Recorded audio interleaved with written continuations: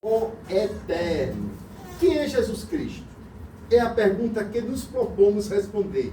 E o objetivo desta matéria. Embora a mensagem apostólica e a literatura neotestamentária,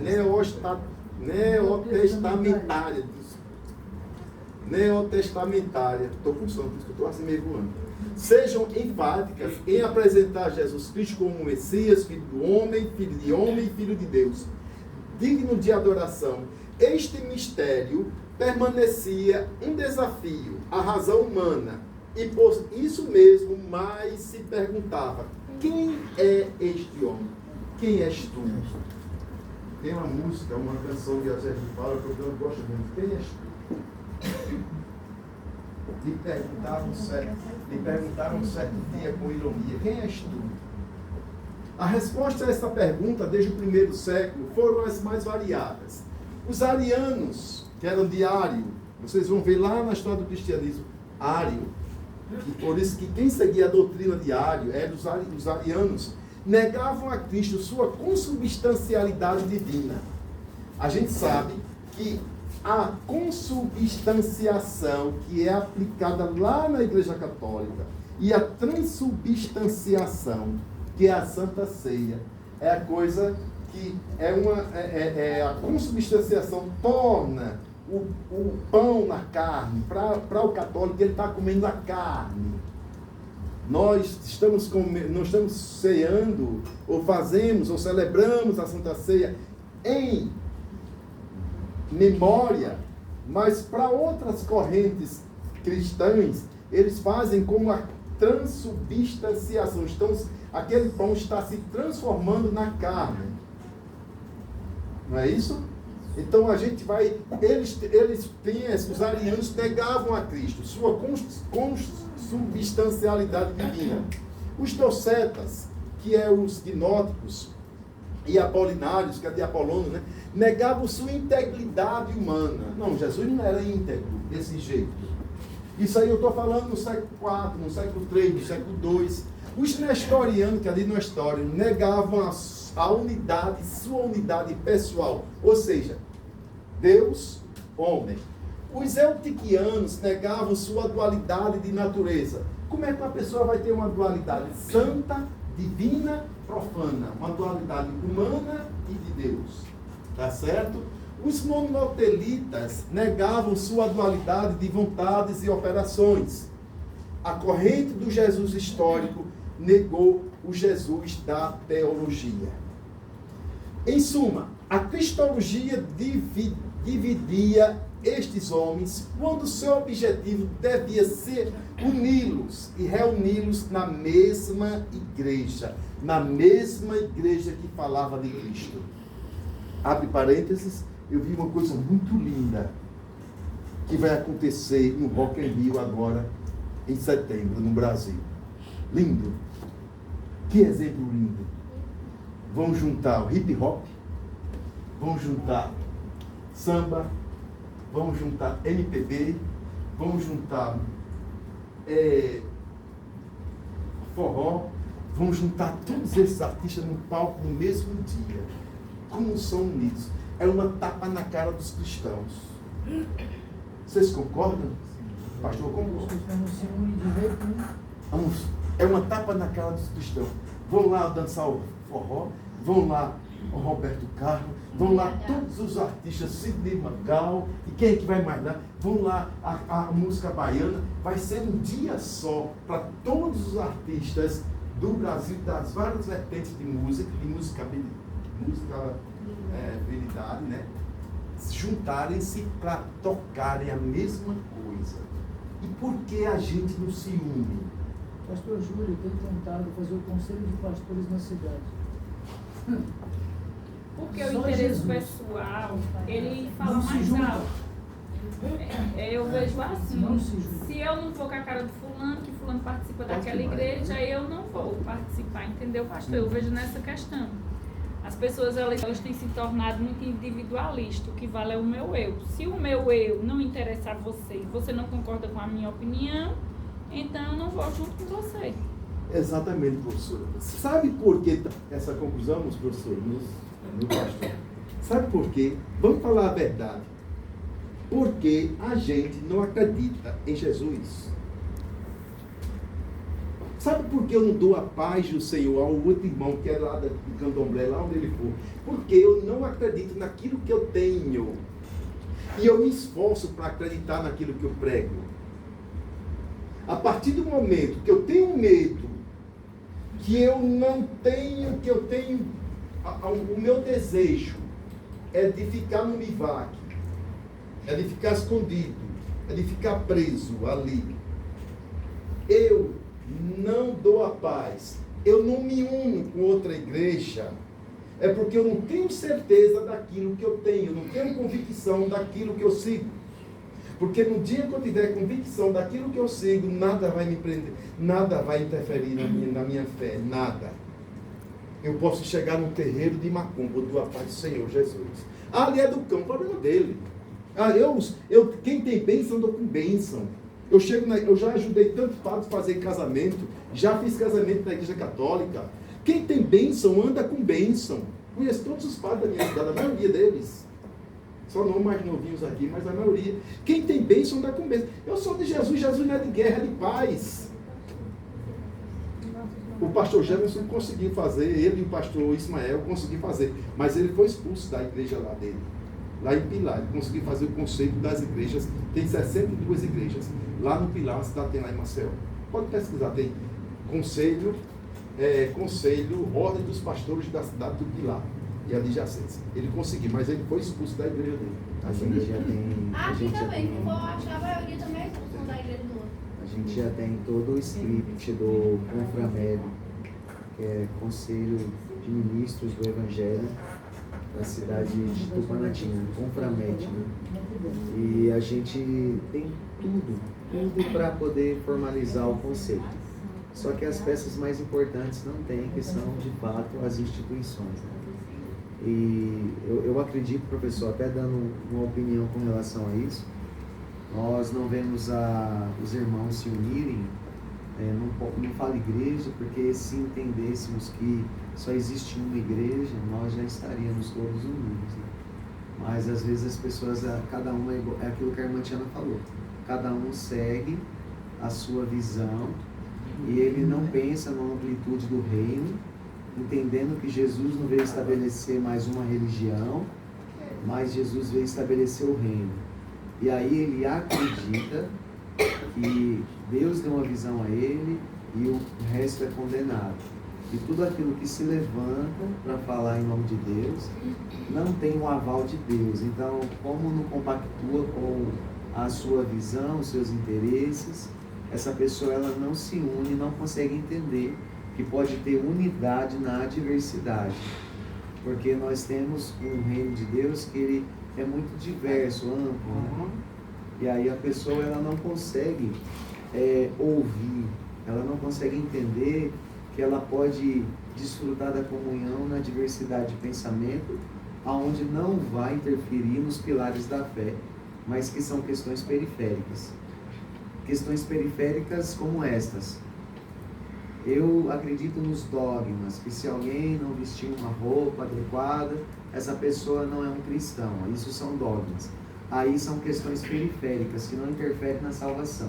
Se a senhora usar uma calça, você não é salva e logo você precisa de se converter. Se ela usa uma calça, logo ela não é cristã, precisa se converter. Então, por causa desses dogmas e dessas questões periféricas, as pessoas elas não se unem, entendendo que isso não vai de forma alguma interferir na sua salvação. Agora vamos ver, não se une. Aí, a partir do outro princípio, existe um céu, um Jesus. É por isso que eu digo, o meu Jesus não é o Jesus dos 7 pastores que não é não. O meu, pelo menos é o que eu me ensinaram há 59 anos, aí era terrível. O meu Jesus que me ensinaram há 59 anos é o Jesus que eu conheço há 59 anos. Não é o Jesus dessa galera não. Não é o Deus dele não. Porque existem vários deuses, vários Jesuses. Mas se existe só um céu, como é que essa galera vai para o céu? Só vai eles, os outros vão ficar. O que dizer do Jesus da... É o que eles falam. Eles falam, né? Estamos no inferno. Se você sentar aí, Vamos passar o vídeo. Tem vários vídeos aqui. A gente vai passar o vídeo. Terminei essa página aí. Ó, sabe por que eles fazem isso? Sabe por que fazem isso? Porque eles têm medo de perder os seus interesses econômicos, financeiros. Deve ser acima de tudo, né? De Por exemplo, tudo. essa semana mesmo, alguém de outra igreja me procurou, aí disse, por que você não vai para a nossa igreja? Eu disse, olha, meu Deus é o mesmo Deus seu, que Deus veio para salvar. A salvação é individual. Eu estou bem onde eu estou. E assim também, eu não concordo muito com as doutrinas. Se eu não estivesse estudando, eu não saberia dar a resposta, que eu achei que foi bem colocada. Eu não concordo com as doutrinas da sua igreja, porque lá só é salvo se homem estiver de um lado e mulher estiver do outro. Mas quando sai aquele que está de um lado, que está do outro, pega a mulher e o marido do outro. E aí você me responde o quê? Então não vou seguir uma igreja que é só de fachada, é doutrina. É a doutrina, porque a mulher não pode estar perto do homem, quer dizer. Mas depois que sai da porta, não pode estar na cama do homem. Aí é a hipocrisia. Aí é justamente isso. É justamente isso. Não, porque tem horas que a gente tem que ser direto. Só Porque, a por exemplo, paciência. o meu erro, eu não apago. Por exemplo, eu fui casada, separada. No meu Facebook, está lá as fotos do meu ex-marido. Tem coisa que a borracha ela não apaga. E é uma aí? verdade. É Eu um vou problema apagar de quê? pra quê? É um problema de por quê? exemplo, Seu. Mas assim, pastor, eu tô dizendo assim, não adianta eu querer esconder debaixo do Não. tapete. Porque, ó, se eu publiquei, está publicado, todo mundo viu, eu vou lá, vou dizer que vou apagar. Pra que eu vou apagar? Não se apaga da mente das pessoas, minha gente. Então, tem igreja que elas querem apagar, encobrir coisas que não tem condições de encobrir. Aí diz assim, a minha igreja salva, a minha igreja é melhor. Não. Nós não servimos a um Deus só? Ó, na Secretaria de Saúde sempre teve um momento de oração. Ele sempre, desde quando eu entrei lá, a gente faz um momento de oração. Não tem mais hora certa, é qualquer hora. Aí foi convidado o pastor foi lá para dar um momento de oração. Aí quando ele chegou lá, a primeira coisa que ele falou, quando entrou na sala, bom dia, todo mundo, aí todo mundo vai, crente, católico, vai todo mundo, aí a secretaria todinha se reúne naquele momento. Aí a primeira palavra que ele disse, olha, porque para ser crente tem que mudar as vestes, tem que tirar os brincos, tem que tirar o bastão. O pessoal foi saindo da sala, então em vez de incentivar, que o pessoal continua assim. Em vez de levar a palavra de Deus, né? Aquela pessoa para que eles voltassem a querer ir, afastou, é tanto que agora só vai 5 pessoas. Que antigamente as 20, as 25 pessoas. Então afasta, porque não é dessa forma que você tem que chegar já impondo o que é que o pessoal tem que fazer. Ele tem que ter que lá levar a palavra para que as pessoas começassem a conhecer. E se o Espírito Santo tocar na pessoa de ter que trocar brinco, calça, aí é problema de cada um. Só que ele já chegou impondo que tinha que ser feito daquela forma. Então as pessoas já não querem, pode, quem for para lá, que o pessoal já não vai mais. Eu não falei para vocês aqui outro dia, uma colega minha abençoada, linda, maravilhosa, que eu conhecia, minha amiga de coração. Ela disse, vamos lavar pé lá na minha igreja. Qual é a igreja que faz lavar pé, minha gente? Igreja que não é nem cristã, nem judia, nem é adventista. Tem alguém adventista aqui? Se tiver alguém, eu vou dizer, são muito soberbos, viu? Muito soberbos. Está gravando, mas são, porque guardam o sábado e porque não mata o filho. Eu tenho gente que são adventistas, guarda o sábado e não mata o filho. Filho rebelde, cambal. A Bíblia manda matar o filho. Deuteronômio 18, 21, 18. Quando alguém tiver um filho rebelde, leve para a praça e chegue lá, apedreje. Eu vou guardar o sábado, eu tenho que apedrejar meu filho. Ou faz uma coisa, ou faz o Velho Testamento, ou faz o Novo. Ou vai pela lei, ou pela graça. Aí me chamou, eu disse como é lá, eu disse uma coisa, ela disse, é uma coisa linda, o senhor vai ver, o senhor vai na Santa Ceia, recebe uma baciazinha, vai lavar os pés, é muita humilhação, é muita humildade, é muita confraternização, é muita união, é muito amor. Aí eu disse, só para mexer com ela, eu disse, os homens lavam das mulheres, a mulher dos homens. Não pode não. O homem lava do homem, como é que o homem vai lavar o pé da irmã? Eu disse, então, para eu chegar lá, eu tenho que lavar primeiro o meu coração, não é, professora? Eu tenho que lavar o meu coração. Quer dizer que eu não posso ficar perto de uma irmã, que eu não posso lavar o pé da minha irmã. Homem, deixa de besteira, homem. Deixa de hipocrisia, Nossa Senhora, com Jesus Cristo, qualquer coisa aí. Deixa de hipocrisia. Eu não posso lavar o pé da minha irmã, que o meu coração já está dizendo, eu estou lavando o pé da minha irmã, mas eu estou com outra intenção. Aí o que é que Jesus disse? Quando alguém perguntou para ele, é lícito deixar a mulher e casar com outra? Jesus disse o quê? Jesus disse, me ajuda para não passar vergonha. Não era assim. Não era assim. Mas ele disse o quê? Se pensar Se no coração. pensar, não precisa eu agarrar uma mulher, mas se no meu coração pensar, já fez. Pois é. O que ele quis dizer? Que nós somos falíveis, que nós somos pecadores, que a nossa natureza é de pecado. Não adianta eu cobrir, não adianta eu ter uma hipocrisia. O cristianismo, a cristologia, quem estuda Jesus Cristo, ele nos despede disso, tira a nossa roupa, deixe de ser hipócrita, aprenda a servir, Você servir. Entendeu? Vai para uma igreja tudo direitinho, quando sair dali, aí é uma coisa mutável. Não, nós não podemos ser mutáveis. Ô professor, uma coisa que eu não concordo, não sei se, né, que eu acho que é uma igreja que tem uma doutrina. Se você errar, por exemplo, se a mulher se separar do marido, ela não pode mais tocar no piano. Acabou-se. Acabou. Morreu. Aí eu faço a pergunta, e tua habilidade de servir a igreja deixou de ser menos? É para você viver um casamento de fachada. E aquela mulher que está ali com a igreja? aliança na mão, com o documento assinado, tem um documento lá no cartório assinado, que é um contrato de casamento, documento, está lá assinado. Apareceu, é só você ver. Quando foi estabelecido no Brasil ou na igreja o casamento religioso? Quando foi estabelecido no Brasil ou na Europa o casamento civil? Você vai ver isso. A Bíblia fala de casamento, não tinha cartório na época. É só você ter um pouquinho de inteligência. Sabe? Aí pronto, aí essa senhora aí, ela deixou o marido, separou, aí não toca mais. Não toca mais. Aí ela vai, por exemplo... Aí a outra que está lá casada pode pintar e bordar. Na igreja católica. Estou falando mesmo assim da igreja. Não estou falando da minha igreja católica. Estou dizendo assim, da igreja católica. Para ver só. O camarada na quarta-feira, carnaval, vamos para o carnaval. Sábado, sexta, sábado, domingo, segunda, terça, sexta, sábado, domingo, segunda, terça, quarta, até meio-dia. O camarada brinca, ele se transforma, vira homem, vira mulher. Tem agora um negócio de mulher trans, homem trans, sei lá o que. Depois de trans, aí pinta, borda, bebe, casa, bens, batiza. Quando é quarta-feira, no último dia ele vai lá e o padre bota um pouquinho de cinza. Onde é que está na Bíblia isso? Bota um pouquinho de cinza. Tá para cá, toma aqui a sua hóstia. Engoliu. Tá? Todo o pecado apagou. Todo. Aí vai embora para casa. Aí vai embora para casa. Agora, se você é casada e se separa, você não pode mais comungar. Pô, deixa disso. É hipocrisia, né? Hipocrisia, meu irmão. Aí eu até disse a menina, Isso é para quem não estuda. Não estude não. Sim, minha patroa. Aí eu fui e disse, aí você vai deixar de servir a igreja, aí ela vai viver, seu marido lhe trai na vida toda, você infeliz, chorando, seu filho chorando. Aí ela voltou pro marido porque não quer deixar, porque ama tocar na igreja. Aí você vê. O pecado está na pessoa. O pecado está nela, porque eu posso passar 500 anos sem ir na igreja, eu vou ser a mesma pessoa. Estou dizendo isso.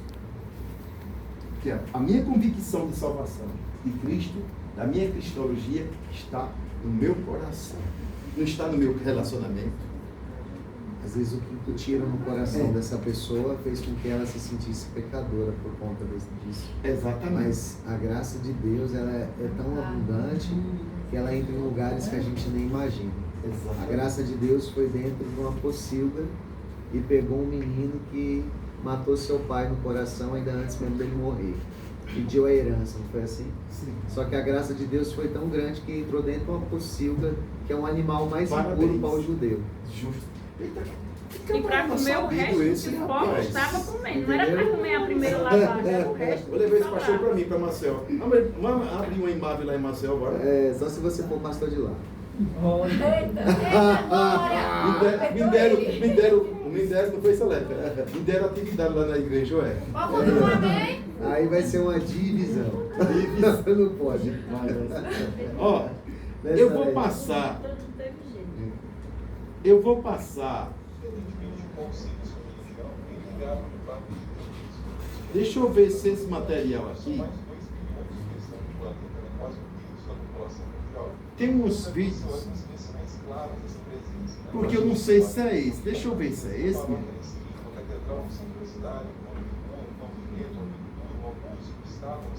Aí a gente põe o microfone. Deixa eu ver.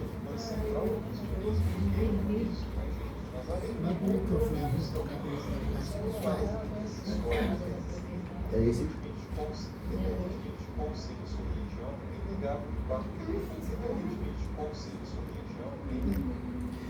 Tem um material aí que eu vou passar para vocês, tá certo? A gente vai ver. Vamos assistir aí. Depois, em outro momento, a gente assiste outro. Pode botar o microfone lá? É porque não deu para... O senhor... Quantos minutos esse? Eu não sei se é esse, porque tinha vários. Peraí, viu? O cristianismo, onde você vê isso aqui, você vai dizer que é o cristianismo, né? Vamos lá. Tem Vou soltar. Eu não sei.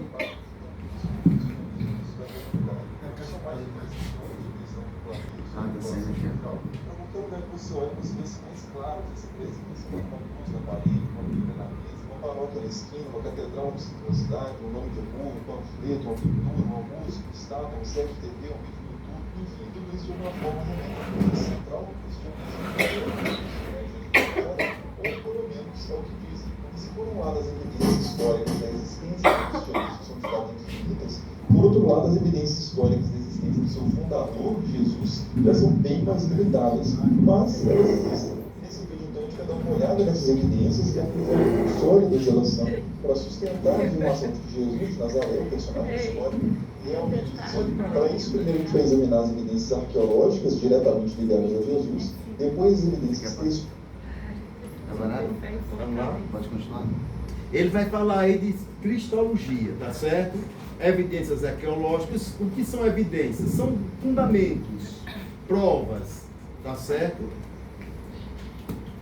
Deixa eu fazer um negócio aqui. Vamos lá? Pode aumentar mais o volume não aí, na caixinha? Quais divididos em fontes greco-romanas, judaicas e cristãs, e por fim a gente vai fazer um balanço de todos esses dados e avaliar se eles são de fato conclusivos ou não. E eu acho interessante começar pelas evidências arqueológicas, porque geralmente esse é o tipo de evidência que as pessoas valorizam mais. Evidências palpáveis, concretas, sólidas, tipo os restos mortais da pessoa, ou uma lápide com o seu nome, ou uma moeda com o seu rosto, cunhada quando a pessoa era viva, ou alguma coisa parecida. Mas o problema é que esse tipo de evidência é extremamente raro, e quando ele existe, é mais por causa de pessoas da mais alta elite da sociedade, o que não era nem de longe o caso de Jesus. E mesmo assim, mesmo para membros da elite, esse tipo de evidência é raríssimo. Até recentemente, a gente não tinha nenhuma evidência arqueológica, por exemplo, que validasse a existência histórica de Pôncio Pilatos, que era a pessoa mais poderosa da Judéia nos tempos de Jesus. A gente não tinha nenhum vestígio do seu corpo, nem da sua sepultura, nem de moedas com seu rosto, nem com seu nome, nem estátuas, nem nada. E não tem até hoje, nada disso que eu mencionei, né? Mas a gente tem, desde 1961, poucas décadas atrás, uma inscrição numa parede na cidade de Cesareia Marítima que fala de um tal Pôncio Pilatos, prefeito da Judéia, que dedicou a construção da qual faz parte daquela parede a um tal Tibério. E como a gente já tinha evidências textuais de que de fato houve um prefeito da Judéia chamado Pôncio Pilatos durante o governo de um imperador chamado Tibério, fica fácil entender essa inscrição e considerar que ela realmente é uma evidência sólida, concreta, da existência desse personagem histórico. Mas é só isso, né? Essa é a única evidência arqueológica realmente ligada diretamente a Pilatos. E de novo, né, a gente está falando aqui da autoridade máxima da província da Judéia, quando Jesus supostamente teria existido. Agora imagine então o que seria razoável esperar em termos de evidências arqueológicas sobre um camponês de Nazaré no interior mais remoto dessa província, né, da província da Judéia. Então, sobre evidências arqueológicas diretamente ligadas a Jesus, realmente a gente não tem nada. Assim como a gente não tem nenhuma evidência arqueológica ligada diretamente em praticamente nenhum dos seus contemporâneos. Esse texto aí é para teólogos, teólogos, pessoas muito mais ricas e politicamente influentes do que ele. Por isso a gente vai focar ao longo desse vídeo mais nas fontes escritas mesmo. Aliás, na verdade, antes de ir para as fontes escritas, tem sim uma evidência arqueológica que é o que chega mais perto de ser algo sólido e concreto a respeito de Jesus, que de vez em quando aparece nas discussões sobre a existência histórica desse personagem, que é essa caixa aí que vocês estão vendo. Esse objeto aí é um ossuário, que é um recipiente de ossos típico dos sepultamentos judaicos do primeiro século. Ele foi encontrado em 2002 e o que torna ele especial entre os vários outros ossuários que a gente tem nesse contexto é uma inscrição em aramaico que aparece em um dos lados dele, que diz o seguinte: Yaakov bar Yosef Akuib Yeshua. Ou seja, esse seria o ossuário de Tiago, filho de José, irmão de Jesus. Como esse ossuário foi de fato datado do primeiro século depois de Cristo, e ele traz esses 3 nomes associados, né, Tiago, José e Jesus, muitas pessoas logo começaram a suspeitar que ele poderia ser o ossuário de Tiago, chamado de Tiago, o Justo, que é um personagem que aparece na Bíblia como sendo irmão de Jesus e filho de José. Consequentemente, a gente teria aí uma evidência concreta da existência de um irmão de Jesus, o que indiretamente seria uma evidência da existência do próprio Jesus. Isso de fato não é impossível, mas também não é muito certo, porque há uma série de detalhes que a gente tem que considerar aí nessa história. O primeiro detalhe é que esses 3 nomes, Tiago, José e Jesus, estão entre os nomes masculinos mais comuns daquele contexto. Dos 147 nomes masculinos e femininos que aparecem em ossuários da região, 19 são José e 10 são Tiago. Esses 2 nomes são inclusive os nomes masculinos mais comuns dos ossuários, o primeiro e o segundo lugar. E considerando outros documentos do período, um estudo apontou que 14% de todos os nomes judaicos desse contexto eram variações aramaicas de José, né, Yosef ou Yehosef, 9% eram variações de Jesus, Yehoshua ou Yeshua, e 12% eram Tiagos, né, Yaakov. E aqui a gente pode traduzir Yaakov como Tiago ou Jacó, né? A origem do nome é a mesma, como eu já expliquei no vídeo aqui no canal. E considerando esses números, o historiador André Lemaire, que foi responsável por esse estudo, chegou à conclusão de que nesse período de dominação romana na Judéia, no qual teria vivido Jesus, poderiam ter existido cerca de 20 homens chamados Tiago, que eram filhos de algum José e irmãos de algum Jesus. E ainda há um segundo detalhe sobre essa evidência arqueológica, né, o ossuário de Tiago, que é o seguinte: apesar do ossuário ser datado com muita segurança como sendo um objeto realmente do século I, e isso por várias formas de datação, inclusive de datação química, a inscrição que aparece no ossuário pode não ser original. Inclusive, durante um tempo, o colecionador, que é o dono desse objeto, chegou a ter 44 processos de falsificação no seu nome, incluindo um processo por causa do ossuário de Tiago. Quando esse objeto foi submetido pela primeira vez a uma junta de especialistas, eles inclusive chegaram à conclusão de que a inscrição era falsa. Mais recentemente, um novo exame deu um parecer favorável à autenticidade da inscrição. Mas, seja como for, mesmo que a inscrição seja autêntica e essa segunda junta de especialistas tenha mais razão que a primeira junta de especialistas, ainda assim não dá para saber se esses Tiago, José e Jesus que aparecem na inscrição são exatamente os Tiago, José e Jesus que a gente está procurando. E esse é só um exemplo de quão inconclusivas e precárias podem ser as evidências arqueológicas, por mais sólidas e palpáveis que elas sejam. No final das contas, o que manda não é tanto o objeto em si, mas a interpretação desse objeto. E essa interpretação depende de muitas outras informações, como as informações que a gente encontra em outros tipos de fontes que são extremamente importantes para a história, que são as fontes escritas. E é para elas, então, que a gente vai agora. As fontes mais antigas, mais informativas e mais numerosas que a gente tem sobre Jesus são as fontes escritas por cristãos. Mas, obviamente, os seguidores de Jesus vão dizer que Jesus existiu. Então, antes de ir para essas fontes, vamos ver alguns outros autores, né, não cristãos, que dão pistas sobre a existência de Jesus. E a gente pode começar pelos romanos, né? E entre os romanos, primeiro, cronologicamente, a gente pode falar sobre Plínio. Caius Plínios Caecilius Secundus, mais conhecido como Plínio o Jovem, foi um senador e jurista romano que ocupou vários cargos imperiais ao longo da sua vida. O que mais nos interessa aqui é que Plínio foi apontado como governador da província de Ponto Bitínia entre os anos 111 e 113. E nesse período, Plínio trocou muitas cartas com o imperador Trajano, contando para ele o que acontecia ali na região e pedindo orientações sobre como lidar com questões mais específicas. Uma dessas cartas, que é a carta 96, é o registro mais antigo que a gente tem hoje de uma fonte romana mencionando explicitamente a figura de Jesus. E o contexto da carta é o seguinte: Plínio vinha recebendo várias denúncias contra a presença e a atividade de cristãos na sua província, e ele não sabia muito bem como lidar com essa nova superstição contagiosa, que é como ele se refere ao cristianismo. Ele diz para o imperador que até então, sempre que alguém era trazido a ele como um cristão, ele forçava a pessoa a invocar os deuses romanos, a adorar imagens do imperador e de outros deuses, e a fazer oferendas a esses deuses e a insultar Cristo. Se a pessoa estivesse disposta a fazer isso, ela era liberada, e se não, ela era punida. Além disso, ele registra também que os cristãos sempre diziam que não tinham cometido nenhum crime para estar sendo levados a julgamento, e que as suas atividades eram simplesmente realizar encontros periódicos nos quais eles cantavam hinos a Cristo, quase como se fosse um deus. E é basicamente isso que o Plínio diz então na sua carta. Em Trajano, o imperador responde à carta dizendo que não tinha diretrizes muito específicas sobre essa questão, mas ele aconselha Plínio a não buscar ativamente os cristãos, nem a aceitar denúncias anônimas. Mas, caso alguém levasse um cristão até ele para julgamento, simplesmente por ser cristão, esse acusado deveria ser forçado a se retratar, adorando os deuses romanos, ou então ele seria punido. E a gente pode tirar várias informações interessantes, então, a partir dessas cartas. Primeiro, fica evidente que o cristianismo já era um fenômeno bastante desenvolvido no início do segundo século, a ponto de ter chegado na Ásia Menor, onde era a província de Ponto Bitínia, e a ponto de estar causando um grande impacto também, grande o suficiente para motivar um governador a enviar uma carta ao imperador para saber como lidar com a situação. Outra coisa, a gente já pode ver também nessas cartas que o cristianismo era detestado por parte da população do império e era efetivamente perseguido, pelo menos pontualmente. E terceiro, e mais importante para a questão da existência histórica de Jesus, é que essa carta também sugere que nesse estágio inicial do cristianismo, Cristo era adorado quase como um Deus, pelo menos são essas palavras que Plínio registra. Esse quase é bem interessante porque dá a entender que Cristo era cultuado e que ele recebia honras elevadíssimas, mas não era visto exatamente, nem efetivamente, como um ser do mesmo tipo de Zeus ou de Apolo. Ele era provavelmente um homem, alguém que havia existido realmente de carne e osso, mas não era tratado como um simples mortal. Ele era, de novo, quase um deus, mas não exatamente.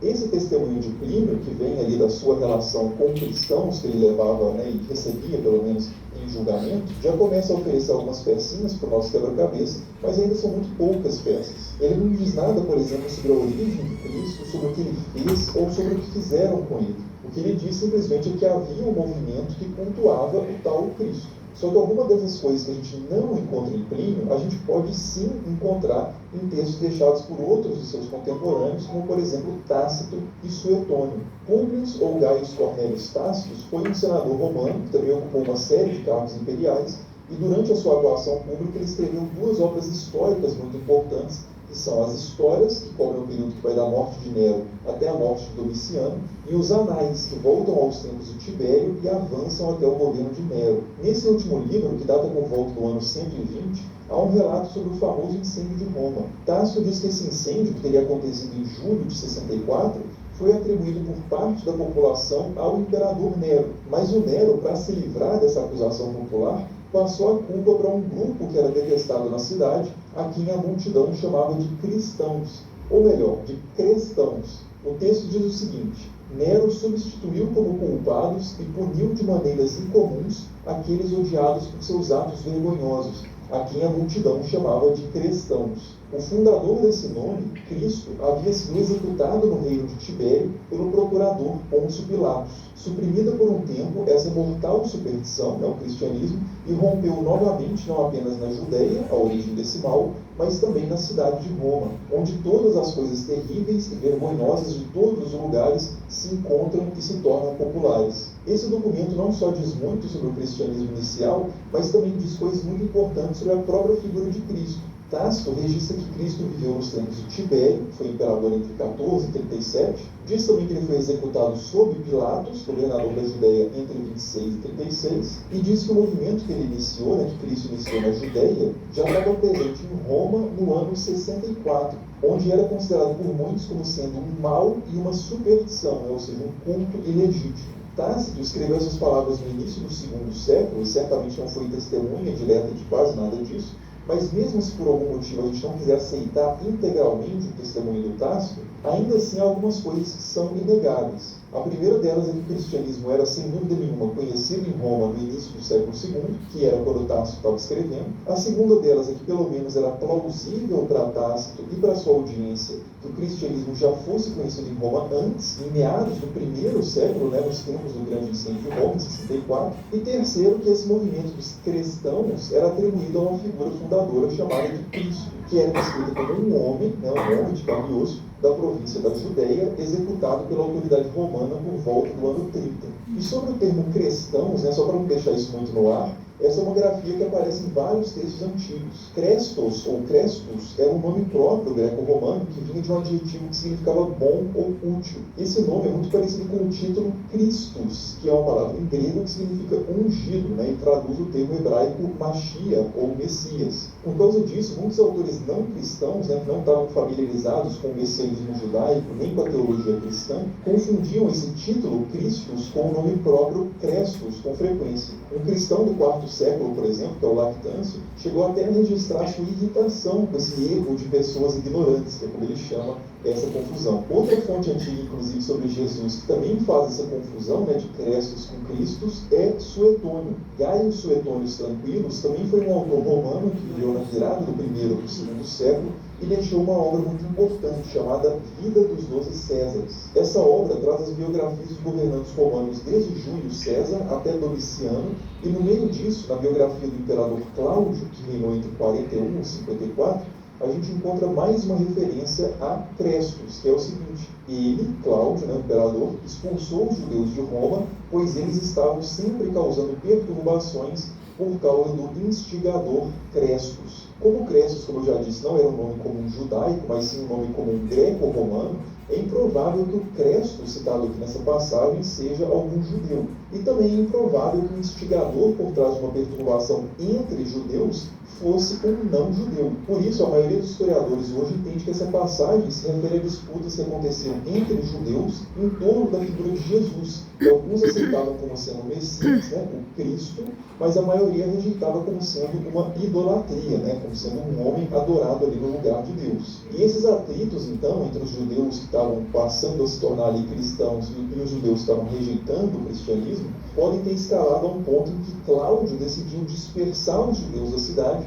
para evitar a possibilidade de conflitos mais violentos se desenvolverem ali. E a outra passagem na vida dos 12 Césares, que também remete ao cristianismo, e essa inquestionavelmente ela remete ao cristianismo, que é que durante a biografia de Nero, ali que o Suetônio escreve, ele diz o seguinte: punições foram aplicadas aos cristãos, uma classe de pessoas ligadas a uma nova e perversa superstição. Essa frase aparece numa seção ali do texto de Suetônio que ele está listando as ações positivas de Nero. Então o próprio Suetônio critica muito Nero em várias ações, mas ele elogia o fato de Nero ter perseguido ali cristãos. É possível, inclusive, que essas punições referidas aqui tenham alguma relação com o grande incêndio de Roma, citado pelo Tácito, mas o autor não deixa isso claro. E uma coisa curiosa aqui é que o Suetônio, nessa passagem, escreve cristãos com I mesmo, e não com E, o que levou alguns historiadores a questionarem por que ele teria escrito Crestus e não Christus na primeira passagem, se aquele personagem, o instigador Crestus, fosse de fato o fundador do cristianismo. Mas a questão é que é perfeitamente possível que o Suetônio, que faz só essas duas referências bem curtas ao cristianismo na sua obra,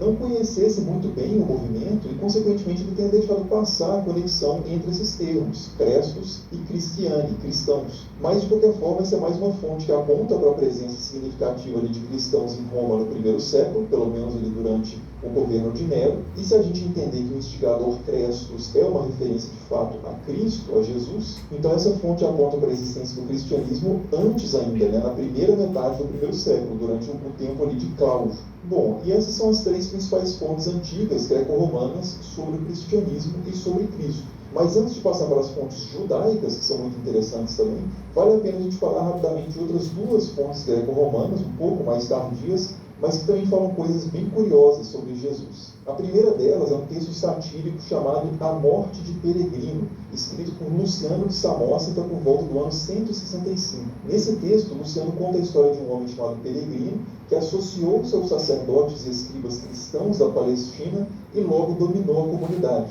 Peregrino, ainda segundo Luciano, explicou e comentou alguns textos sagrados e até mesmo escreveu alguns. Os cristãos o tomaram como profeta, líder, chefe da sinagoga e até mesmo como um deus. Ele só não foi mais adorado pelos cristãos do que um homem da Palestina que foi crucificado por trazer essa nova forma de iniciação ao mundo. Esse texto, como eu disse, é uma sátira, né? Ele não se propõe de forma alguma a ser um documento histórico confiável, e o seu objetivo principal é, na verdade, fazer graça com a figura de Peregrino de Parião, que era um contemporâneo de Luciano, e de passagem fazer graça também com o cristianismo, né? Que o Luciano considerava como sendo o cúmulo da credulidade. Sobre isso, inclusive, ele diz no texto o seguinte, né? Que os cristãos se convenceram de que são imortais e viverão para sempre, que eles desprezam a morte e se entregam a ela de boa vontade, e que eles adoram aquele sofista crucificado que os ensinou a negar os deuses gregos. E tudo isso os cristãos seriam aceitos somente pela fé, sem qualquer evidência. Então, ainda segundo Luciano, se uma pessoa fraudulenta e astuta, que sabe tirar vantagem da situação, vem entre eles, entre os cristãos, essa pessoa pode ficar rica em pouco tempo, enquanto ri dessas pessoas tolas. E, de novo, né, esse é um texto ficcional, mas é um texto ficcional que está comentando algo ali da realidade do segundo século, e, portanto, né, independentemente dos méritos ou deméritos da opinião de Luciano sobre o cristianismo, o fato é que esse texto serve como mais um testemunho da tradição de que o cristianismo teria surgido a partir dos ensinamentos de alguém, de um homem de carne e osso, que foi crucificado. E é um testemunho também de que os seguidores desse homem, né, os cristãos, também vinham sendo executados nos tempos de Luciano por causa das suas crenças e do seu modo de vida. Bom, e por último, né, para encerrar as fontes principais greco-romanas sobre Jesus, a gente tem uma fonte um pouco posterior à vida de Peregrino, que é um tratado chamado de Verdadeira Doutrina, escrito por Celso, que foi um médico e filósofo neoplatônico. Essa obra também é contrária ao cristianismo, mas é bem diferente do texto do Luciano. Ele não se propõe a ser uma sátira, mas sim uma acusação mesmo contra as bases do cristianismo, como, por exemplo, a sua antiguidade, a sua legitimidade, a sua moralidade e a sua autenticidade. E é nesse contexto de acusações, então, que o Celso vai dizer uma série de coisas sobre Jesus que seriam prejudiciais ali ao cristianismo. Ele diz, por exemplo, que Jesus era filho de uma camponesa pobre, o que seria um demérito ali na visão de Celso sobre o fundador do cristianismo. Ele diz também que essa camponesa pobre engravidou de Jesus um adultério com um soldado romano chamado Pantera, e diz que para ocultar isso, Jesus teria inventado a história de que ele nasceu de uma virgem, Pártenos, em grego, uma palavra que lembra aí Pantera. Além disso, Celso diz que os milagres que Jesus teria feito, na verdade, foram feitiçaria aprendida no Egito, e que como Jesus tinha muito orgulho desses poderes que ele aprendeu no Egito, ele deu a si mesmo o título de Deus. Por mais que essa fonte tenha um viés assim, claramente anticristão, é interessante perceber que em nenhum momento Celso levanta a possibilidade de Jesus não ter existido. O que ele faz, na verdade, é oferecer outras explicações para as alegações positivas dos cristãos. Então, por exemplo, ele diz que Jesus tinha poder sim, mas era feitiçaria egípcia. Ele diz que havia sim o boato de que Jesus nasceu de uma virgem, mas isso era para abafar o adultério da sua mãe. E ele também diz que as pessoas consideravam sim que Jesus era Deus, mas isso era um boato delirante, na verdade, e um boato orgulhoso que o próprio Jesus teria criado. Ou seja, apesar de virar o cristianismo de ponta cabeça, o Celso parece não duvidar em hora nenhuma de que as tradições sobre Jesus tinham algum lastro de uma pessoa real, histórica, né, de carne e osso. Bom, e essas então são 5 fontes importantes greco-romanas sobre Jesus e sobre o cristianismo antigo. Mas como eu já antecipei, essas não são as únicas fontes não cristãs que a gente tem para avaliar a questão da historicidade de Jesus. Há também fontes judaicas bem interessantes que a gente pode e deve considerar a partir de agora. A primeira dessas fontes talvez seja a principal fonte não cristã sobre esse tema, né, da existência histórica de Jesus, que é o historiador judeu Flávio Joséfo. Joséfo, na verdade, nasceu em Yosef ben Matityahu e chegou a liderar forças judaicas contra os romanos na Galileia, no contexto das guerras romano-judaicas. Mas depois de se render e ser preso pelos seus adversários, o Yosef passou a colaborar com eles e adotou o nome romano Flávios Iosefos. Nessa fase, ele aceitou o patronato, o patrocínio da família imperial e começou a escrever uma obra histórica sobre a guerra da qual ele tinha acabado de participar, que foi publicada como A Guerra dos Judeus. Isso por volta do ano 75. Depois disso, ele chegou a escrever uma segunda obra muito importante, chamada de Antiguidades Judaicas, que conta a história do povo judeu desde Adão e Eva até a revolta contra Roma. E é nessa última obra, né, Antiguidades Judaicas, publicada por volta do ano 94, que ele faz duas referências bem importantes a respeito de Jesus. E vale a pena começar, na verdade, pela segunda referência, que é feita no livro 20 das Antiguidades, que é mais curta e menos controversa que a primeira. Então, a gente já mata mais rapidamente essa segunda referência. O que essa segunda referência diz é que um sumo sacerdote, durante uma lacuna do período de administração romana na província da Judéia, isso ali na década de 60, reuniu o sinédrio dos juízes e trouxe diante dele o irmão de Jesus, chamado Cristo, cujo nome era Tiago e alguns outros. Após os acusar de transgressores da lei, ele, esse sumo sacerdote, os entregou para serem apedrejados. Essa passagem, então, dá evidências sobre um homem da Judéia chamado Jesus, que era chamado de Cristo, e que tinha um irmão chamado Tiago, que foi apedrejado na década de 60. E a gente tem uma fonte independente do segundo século, que é o cronista Egésico, que também diz que Tiago, o irmão de Jesus, que aparece no Novo Testamento, foi apedrejado nesse período, na década de 60. Então é bem provável mesmo que esse personagem histórico citado por José, né, Jesus chamado Cristo, irmão de Tiago, seja mesmo Jesus lá do Novo Testamento, né, o Jesus cultuado pelos cristãos, e não o Jesus genérico. E bom, essa é a segunda referência então que José faz a Jesus, né, que é bem curtinha mesmo, mas tem uma referência anterior a essa que José faz nas Antiguidades Judaicas, que é muito mais forte, né, muito mais detalhada do que essa. Tão forte, tão detalhada, inclusive, que é considerada como sendo bastante suspeita. Essa primeira referência aparece no livro 18 do Antiguidades Judaicas e é conhecida no debate sobre essa questão da existência de Jesus como o testemunho flaviano, né, o testemunho de Flávio José. E ele é tão importante mesmo que vale a pena citar a passagem aqui na íntegra. O que o Joséfo diz é o seguinte: nessa época viveu Jesus, um homem sábio, se é de fato correto chamá-lo de homem, pois ele realizava feitos surpreendentes e era um mestre para as pessoas que aceitavam a verdade com prazer. Ele conquistou muitos judeus e muitos gregos, ele era o Messias. Pilatos, quando o ouviu ser acusado pelos líderes entre nós, o condenou à cruz, mas aqueles que o tinham amado inicialmente não deixaram de amá-lo, pois no terceiro dia ele apareceu a eles novamente vivo, porque os profetas divinos tinham profetizado essa e inúmeras outras coisas sobre ele.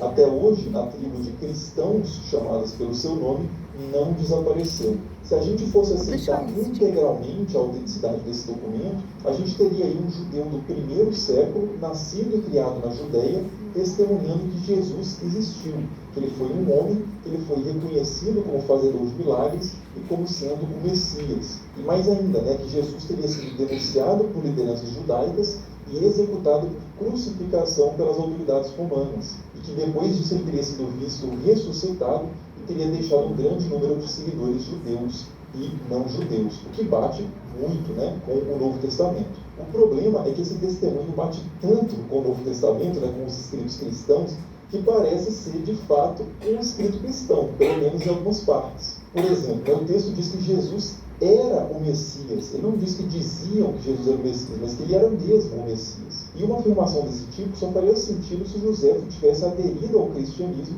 que é algo que não é corroborado por nenhum outro ponto das suas obras. Além disso, outros trechos como se é de fato correto chamá-lo homem, ou ele apareceu a eles novamente vivo, ou ainda os profetas divinos tinham profetizado sobre ele, todos esses trechos caem também nesse mesmo problema, né? José teria que ter se tornado um cristão. E aqui é importante dizer que a gente não tem, infelizmente, né, os originais desse texto para ver se esses trechos, se essas declarações estavam originalmente ali. Os registros mais antigos que a gente tem do testemunho flaviano foram produzidos e preservados por cristãos no IV século. E é significativo que cristãos do século II e III, que conheciam a obra de Joséfo, nunca tenham feito referência a essa passagem específica, nem mesmo nos seus textos apologéticos, né, que tentavam oferecer o máximo possível de argumentos e evidências a favor do cristianismo. É difícil acreditar que se essa passagem já existisse dessa forma na época deles, eles não teriam feito uso dessa passagem. Por isso, hoje a maioria dos historiadores considera que essa passagem não foi escrita, pelo menos não totalmente, por Joséfo, mas sim por escribas cristãos durante o processo de cópia e reprodução do texto. Agora, né, como eu já antecipei, isso não significa que a passagem inteira seja uma fabricação. Boa parte do texto tem o estilo e o vocabulário de Joséfo e se encaixa muito bem no contexto geral da obra. Então, o que muitos historiadores propõem é que uma passagem mais neutra pode ter sido realmente escrita por Joséfo, mas posteriormente essa passagem acabou recebendo interpolações feitas por cristãos. E essa passagem mais neutra seria algo mais ou menos assim. Nessa época ele viu Jesus, um homem sábio, pois ele realizava feitos surpreendentes e era um mestre para as pessoas que aceitavam a verdade com prazer. Ele conquistou muitos judeus e muitos gregos. Pilatos, quando ouviu ser acusado pelos líderes entre nós, o condenou à cruz, mas aqueles que o tinham amado inicialmente não deixaram de amá-lo. Até hoje, a tribo dos cristãos, chamada por esse nome, não desapareceu. Então, assim, caso esse núcleo, pelo menos, seja considerado autêntico, o testemunho de Joséfo, que viveu na Judéia, ele pode ter acompanhado, inclusive, os estágios iniciais do desenvolvimento do cristianismo, continua sendo uma fonte muito importante para responder a essa questão da historicidade de Jesus, mesmo que a gente exclua dele aqueles trechos mais problemáticos. Bom, e além de Joséfo, a gente também tem outros textos de judeus antigos que falam sobre Jesus, mas todos eles têm o mesmo problema. Mas vamos ver o texto antes e depois a gente discute qual que é esse problema. Esses outros textos são dois documentos diferentes, que são o Talmud e o Toledot Yeshu.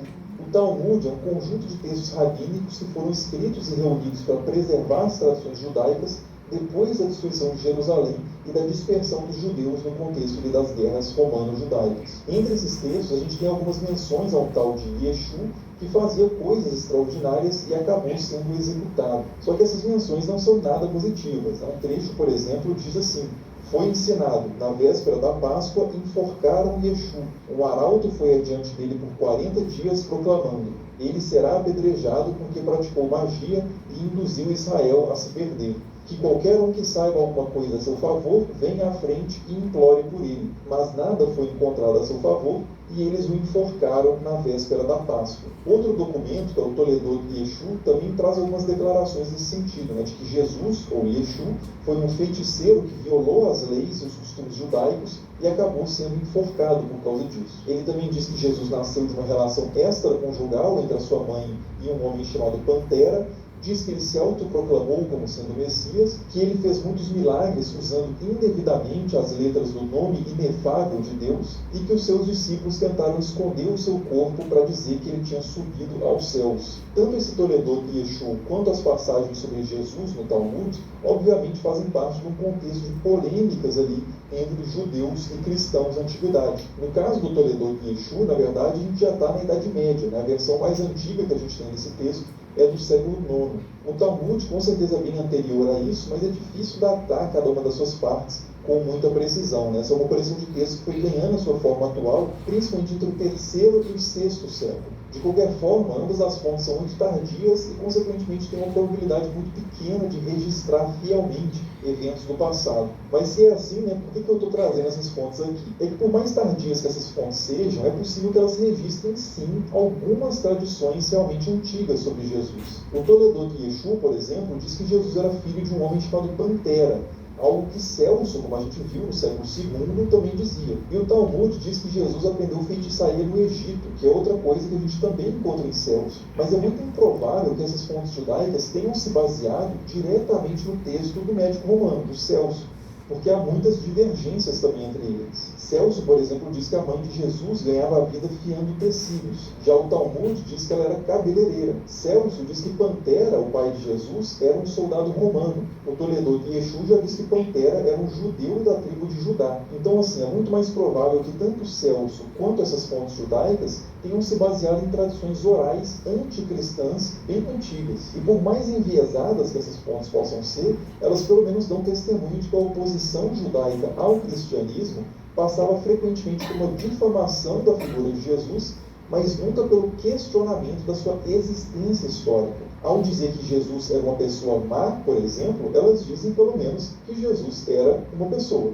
Bom, e aproveitando que a gente está falando de fontes enviesadas aqui, não dá para encerrar essa discussão sem considerar o principal conjunto de fontes existentes sobre Jesus, que é o Novo Testamento, as fontes que os próprios cristãos escreveram a favor da sua tradição, da sua crença. Muitas vezes, quando se pergunta sobre as fontes que existem para atestar a existência histórica de Jesus, a tendência é responder, né, como a gente começou o vídeo fazendo isso, com fontes que estão fora da Bíblia. Isso porque o objetivo da Bíblia, ou pelo menos do Novo Testamento, né, mais precisamente nesse caso, é promover o cristianismo e elevar ao máximo a importância de Jesus. Então, consequentemente, os textos do Novo Testamento não podem ser lidos como registros históricos neutros e imparciais, né? Eles têm um lado muito claro nessa história. Mas isso não significa que esses textos sejam inúteis para a pesquisa histórica. A verdade é que nenhuma fonte é totalmente neutra e imparcial, nem as que entraram na Bíblia, nem as que ficaram fora dela. Todo e qualquer autor tem os seus próprios vieses. E diante disso, né, diante de um texto enviesado, o que os historiadores fazem não é jogar o texto fora, é realizar uma leitura crítica do texto, sem aceitar imediatamente tudo que ele fala,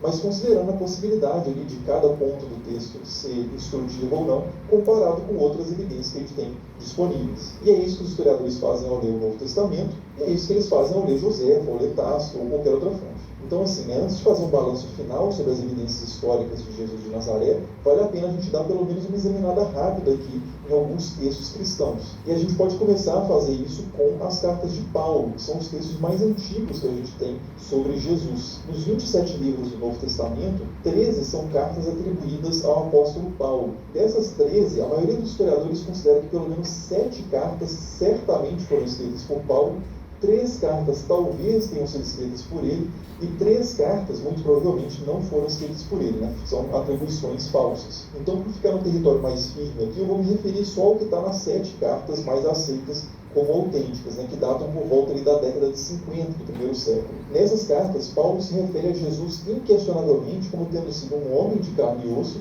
que nasceu de uma mulher, teve irmãos, fez discípulos em vida, foi levado a julgamento por judeus da província da Judéia, foi executado por crucificação e foi sepultado. O próprio Paulo admite não ter conhecido Jesus em vida, mas ele escreve para pessoas que supostamente tinham sim conhecido Jesus quando ele era vivo, e Paulo registra também diversas situações em que ele esteve presente com Pedro e outros apóstolos que viveram com Jesus, e também que ele esteve com Tiago, né, um irmão de Jesus. E todas essas pessoas supostamente estariam vivas ali quando Paulo estava escrevendo essas cartas. Então, ainda que se possa discordar da visão que Paulo tinha de Jesus, né, de que ele era de fato o Messias, o Filho de Deus, alguém que ressuscitou dentre os mortos, que virá novamente para encerrar a história tal como a gente conhece, é difícil imaginar que ele tenha se enganado, né, ou inventado o fato de que Jesus, por exemplo, tinha um irmão vivo, que era o líder da igreja em Jerusalém, enquanto Paulo fazia suas atividades, a sua pregação, e que era uma figura, inclusive, da qual Paulo parece ter discordado em muitos pontos. Então, assim, se Paulo estivesse inventando Jesus, será que ele inventaria um irmão, por exemplo, para ele,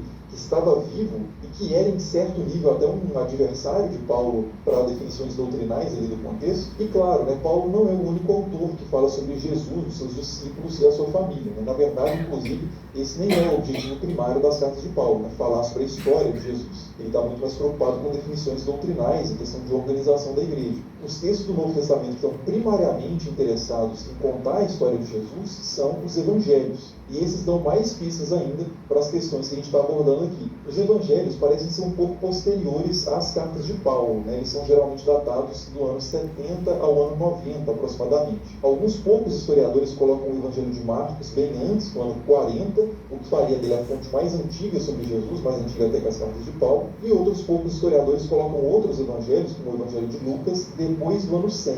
Essas datações são sempre muito complicadas porque a gente não tem os originais de nenhum desses textos, né? O que, de novo, não é nada surpreendente no campo da história antiga. A gente também não tem os originais dos anais de Tácito, nem das cartas de Plínio, nem das vidas de Suetônio, nem das antiguidades de Joséfo, nem do Talmud, nem de praticamente nada. Inclusive, a edição mais antiga existente dos anais de Tácito, por exemplo, é um manuscrito germânico produzido no século X, e a edição mais antiga das vidas de Suetônio é um manuscrito francês do século IX. Mas apesar de a gente não ter os originais, é possível saber que esses textos são bem mais antigos pelo fato de que eles são citados em documentos anteriores, e também pela análise do seu estilo, né, do seu vocabulário, das referências históricas que ele faz, do contexto que ele assume que é conhecido pelos seus leitores, e por aí vai. São várias formas de datar um texto sem ter os originais, né, às vezes de forma mais precisa, às vezes nem tanto. E só de curiosidade, né, no caso dos evangelhos, a evidência material mais antiga que a gente tem de algum deles é um fragmento minúsculo com partes do Evangelho de João, que data do início do século II. Então esse Evangelho é certamente anterior a isso, né? Mas é difícil dizer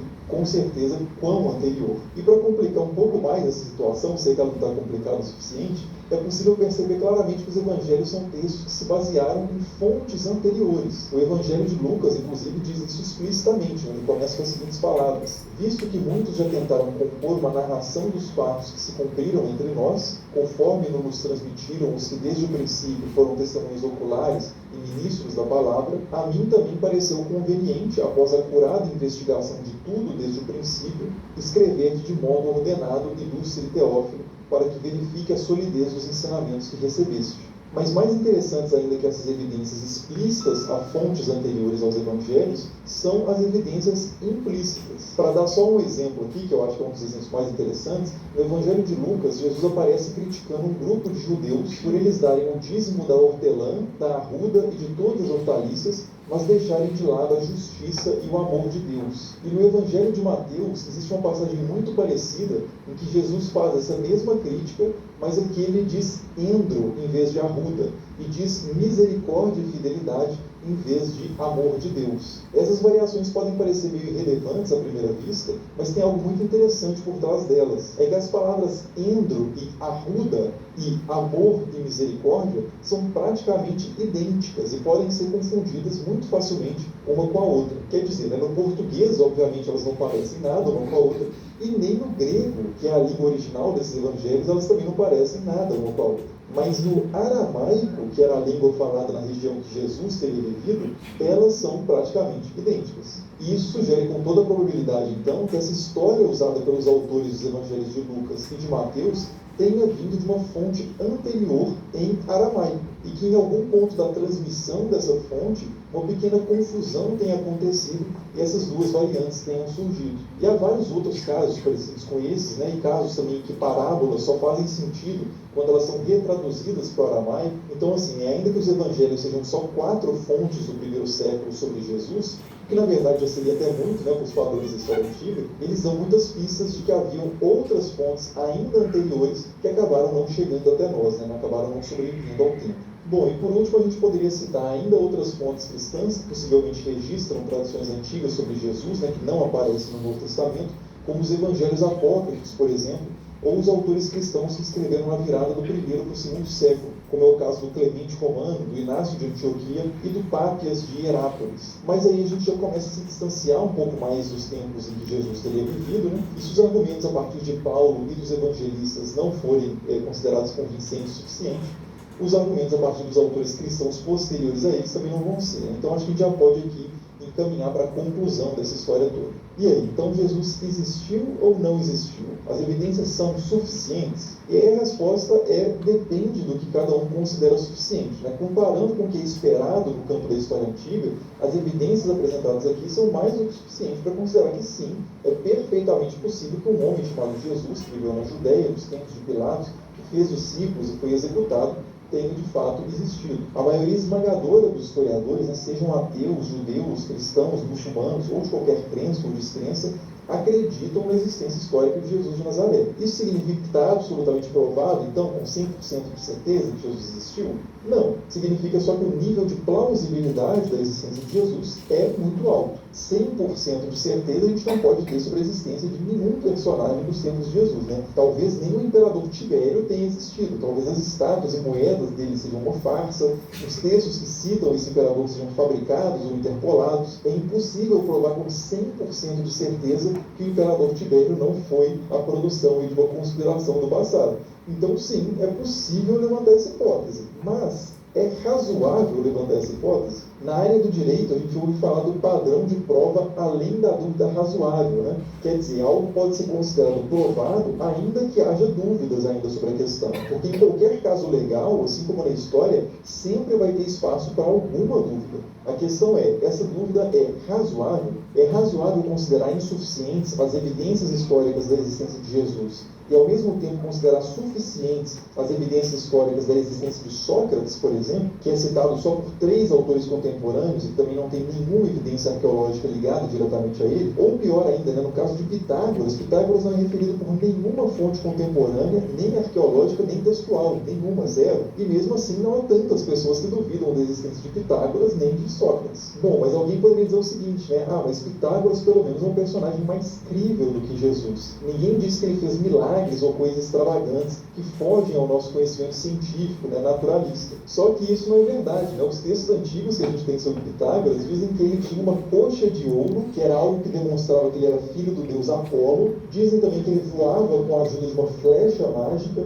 que ele tinha acesso ao mundo dos mortos e que ele era visto pelas pessoas ao mesmo tempo em lugares diferentes. E talvez aqui nesse ponto, então, você queira descartar a existência de Pitágoras também, né? Mas e Alexandre o Grande? De Alexandre o Grande, a gente tem várias estátuas, moedas, inscrições, inúmeros testemunhos contemporâneos escritos sobre ele, de regiões, de povos diferentes. Então, assim, esse é um personagem que, se colocar em dúvida a existência dele, realmente não sobra mais ninguém na história antiga. E sobre Alexandre, alguns autores antigos dizem que ele nasceu de uma visita de Zeus à sua mãe, na forma de uma serpente. Outros dizem que ele tinha uma irmã que era uma sereia. Outros falam que ele foi carregado por 2 grifos até o mais alto céu para ver o mundo de cima. E até o Talmud diz coisas extraordinárias sobre Alexandre, dizendo, por exemplo, que ele visitou o Jardim do Éden. Isso significa, então, que Alexandre o Grande não pode ter existido, não pode ter havido um Alexandre histórico? Claro que não, né? O fato de coisas absolutamente extraordinárias, lendárias ou míticas serem atribuídas a certas figuras não significa que elas não tenham existido. Pode ser simplesmente que a biografia desses personagens tenha sido exagerada, né, embelezada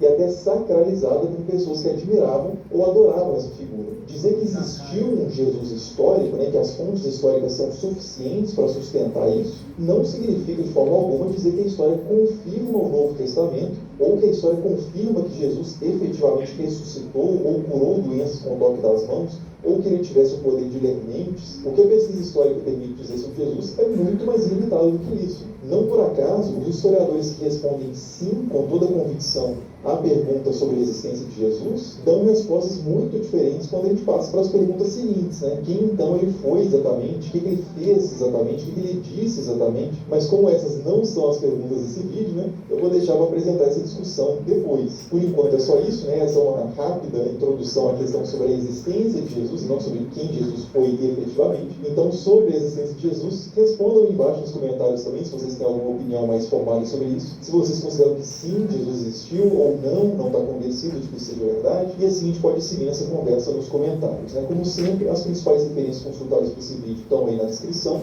Muito obrigado por assistir e até o próximo vídeo. Falou! Vamos lá? E aí? Começando aí, depois que vocês concluído do vídeo, professora Cida, professora Diana, vocês vão falar. Tinha que ser por nós, então vamos lá, né? Hã? Tinha que ser por nós, vamos lá, né? Vê que vocês começaram. Assim, o vídeo começa de antes, desde lá do começo,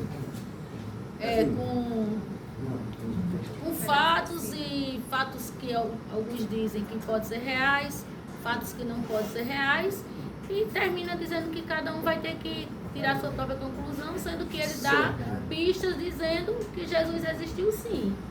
Mas tem muitos historiadores aí que não concordam, que tem outras versões. São muitas versões, são muitas pessoas falando, não dá para falar sobre cada um, até porque o tempo foi pouco, né? Mas são várias vertentes, né? Várias vertentes, cada um. Amém. Mas a conclusão é que Jesus existiu. E ele afirma aí dizer que não existe 100% de certeza de tudo, mas dá a entender que existe 99,9%. É como o DNA, né?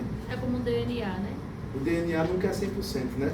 Não. Nunca vi não, DNA, né? Mas não é, Mas nunca é 100%. Não existe DNA 100%. 99,9%.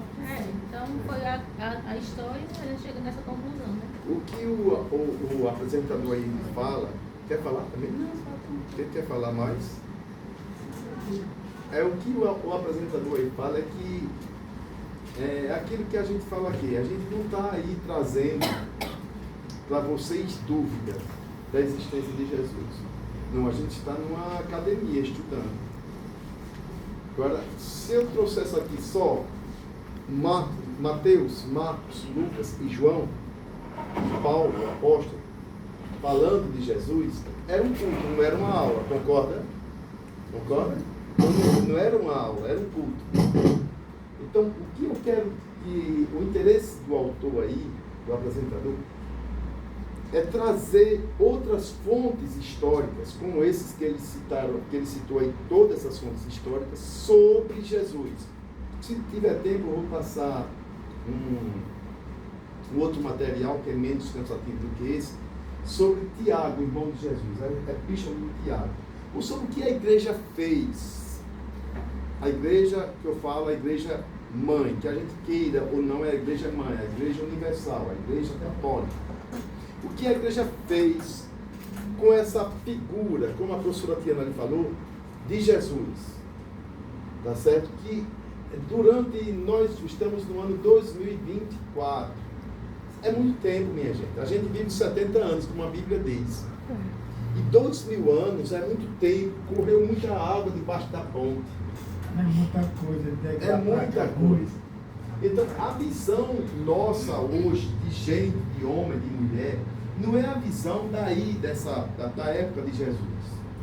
E o que a igreja católica fez com a pessoa de Jesus, a persona de Jesus, a pessoa de Jesus, a figura de Jesus, foi transformá-la, a igreja, o cristianismo, como os historiadores aí, os escribas que escreveram, veio até o ano 300 depois de Cristo. Foram 3 séculos. 3 séculos de cristianismo puro. Eu não diria nem 3 séculos. Primeiro foi só um século. Depois foi aparecendo esse povo aí. Depois de 312, quando o cristianismo começou ou foi oficializado como religião oficial do Império Romano, aí você diz, Jesus nasceu aonde? Jesus nasceu na Palestina, na faixa de Gaza. Tudo bem, judeu, era um judeu. Jesus fez os seus milagres aonde? Na região da Palestina, na periferia de Jerusalém. Foi para Jerusalém, morreu em Jerusalém. Por que o cristianismo não é lá? A sede do cristianismo não é lá em Jerusalém? É uma pergunta que eu e você, a gente deve fazer. Por quê? Se Jesus era um judeu, por que o cristianismo não tem a sede em Jerusalém? Simples. Porque os judeus não aceitam Jesus. Jamais. Eles jamais, não tem essa coisa de, não, eles vão aceitar quando Jesus voltar. Não, jamais. Não aceitam Jesus. E outra coisa que é esse material que depois que a gente lanchar, que a gente vir para cá, vou passar para vocês, que é só 15 minutinhos, aí vocês vão ver o porquê dessa não aceitação. Quando apareceu o Islã, o cristianismo vive de 300, quando o cristianismo é oficializado, vai pelo tempo, toda vez que eu vou trazer um pincelzinho para escrever aqui no trago, vai do ano 46 ao ano 300, vai de um jeito. Depois o cristianismo de 300 até 600, leva 3 séculos, o cristianismo se fortalece. A figura de Jesus, ele se fortalece. No ano 600 aparece o quê? Para perturbar o cristianismo? O Islã, Maomé. No ano 600 aparece Maomé, ele vai saber o nome dele aqui completo. Aí ele aparece, aí vai perturbar o cristianismo. Aí é quando o Maomé, ele acaba com a festa dos judeus e dos cristãos. Simples. A força terrível, né? Submissão, né? Se eu morrer por Alá, eu vou para o céu, chego lá no paraíso, tenho 75 virgens. Se o cara for velho da minha idade, 75 virgens, vai fazer o quê? Velho não tem sexo.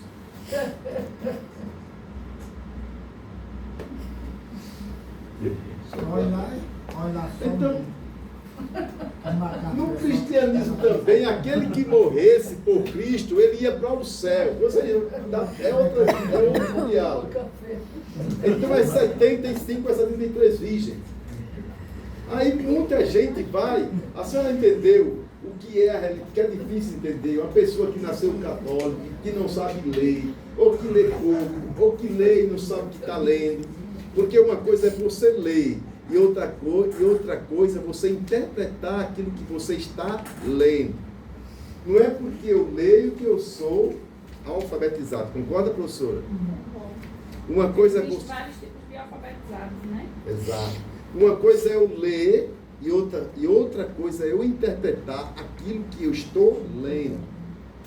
Se eu leio e eu não interpreto, eu sou chamado de analfabeto funcional.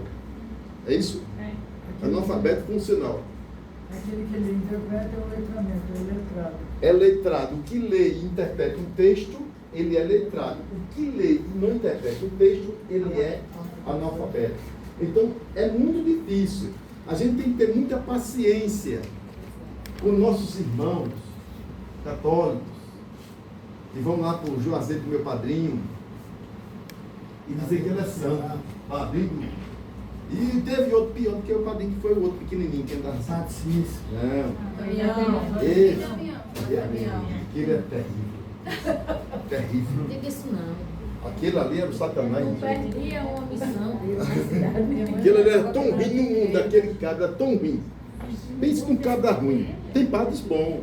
Vamos estudar a história dele agora? Não, leia, estude. O padre Cícero eu já estudei. É italiano, né? Italiano era de... Mas no lugar lá...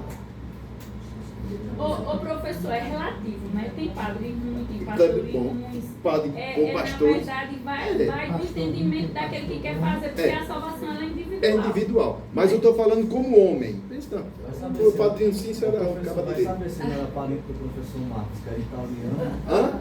Vai saber se não era Era, deve ser parente dele. Quando o freio vinha para a cidade em Tupanatiga, meu Deus, nem aula tinha, que não dizia com as bandeirinhas, rapaz. Correndo, todo mundo.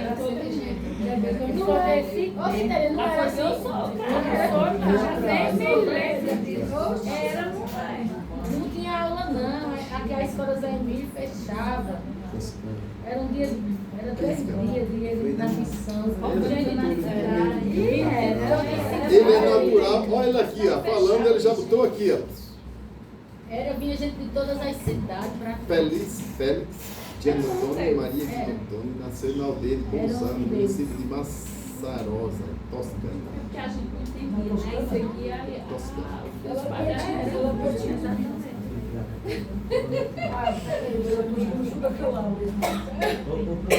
10%. Era como disse essa semana o presidente, viu, queridos, queridas? Era como disse o presidente do Supremo Tribunal Federal, uma figura das trevas. Vamos voltar. Tem figura das trevas. Opa! Teve um ditado, não sei se Tem pastor também que é figura das trevas. Ele passou por aqui, não foi por Panatinga? Quem? O Frei Daniel, não sei se é verdade. Que o quê? Muitas vezes.